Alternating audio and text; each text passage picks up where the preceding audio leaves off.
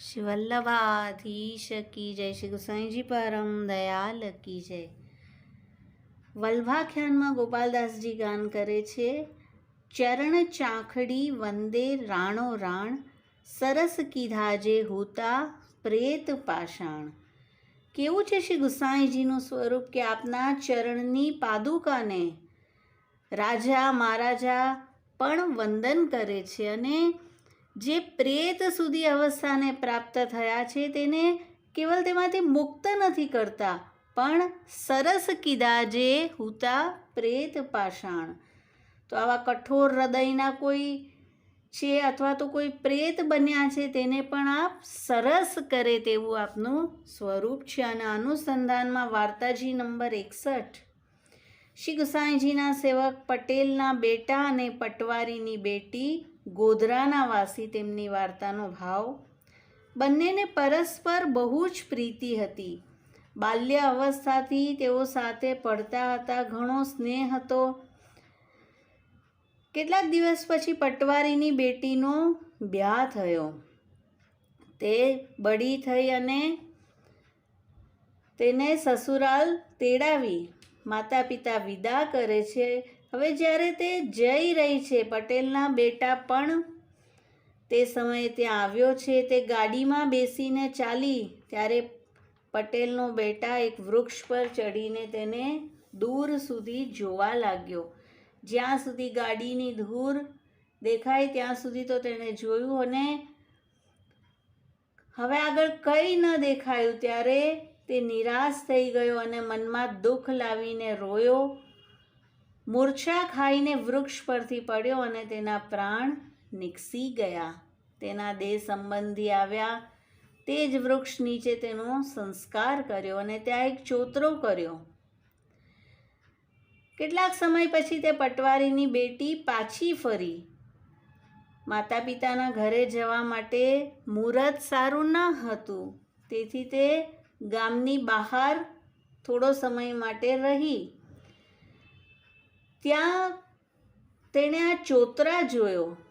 સાથેના મનુષ્યને પૂછ્યું કે પહેલાં તો અહીંયા ચોતરો ન હતો, અને બ્રાહ્મણે કહ્યું કે આ તો પટેલનો બેટા કે જેને તારાથી ઘણી પ્રીત હતી તેનો ચોતરા છે। કહે છે તે કેવી રીતે મર્યો? અને સર્વ સમાચાર બ્રાહ્મણે તે બેટીને કહ્યા। તેને એટલો બધો વિરતાપ થયો અને મૂર્છા ખાઈને તે પણ તે સ્થાન પર પડી અને તેણે પણ દેહ છોડી દીધી। તેના દેહ સંબંધી સાંભળીને આવ્યા અને તેનો પણ ત્યાં જ સંસ્કાર કર્યો। અને આ ચોતરાની બાજુમાં તે પટવારીની બેટીનો પણ ચોતરા બનાવ્યો। એકવાર ભગવદ ઈચ્છાથી શ્રી ગુસાઈજી ગોધરા પધાર્યા છે અને સાથેના વૈષ્ણવોને પૂછ્યું કે અહીંયા ચોતરા કેવા છે? શ્રી ગુસાઈજીને વૈષ્ણવે સર્વ સમાચાર પટેલના બેટા અને પટવારીની બેટીના પ્રીતિ અને મૃત્યુના સમાચાર સર્વ કયા। આપશ્રીની દ્રષ્ટિ તે વૃક્ષ પર ગઈ તો જોઈ છે તો બંને જણા ભૂત થયા છે અને વૃક્ષ પર બેઠા છે। શ્રી ગુસાઈજીએ પહેચાન્યા, વૈષ્ણવોને વિદા કર્યા અને પછી આપ તે વૃક્ષની નીચે ગયા અને બંનેનું નામ લઈને પોકાર્યું, કારણ કે મૂળમાં તો દૈવી જીવો છે। ત્યાં પાછળ શ્રી ગુસાઈજીએ બંને વૃક્ષ પરથી નીચે આવ્યા। શ્રી ગુસાઈજીએ બંનેને ચરણ પરસ કરાવ્યો, અષ્ટાક્ષર મંત્ર કાનમાં કહ્યો અને ચરણોદક જલ મંગાવીને દીધું। એટલામાં જ બંનેની દેહ છૂટી, અલૌકિક દેહ પ્રાપ્ત થઈ। આટલું બધું સામર્થ્ય છે આપના ચરણ સ્પર્શમાં, આપના ચરણોદકમાં।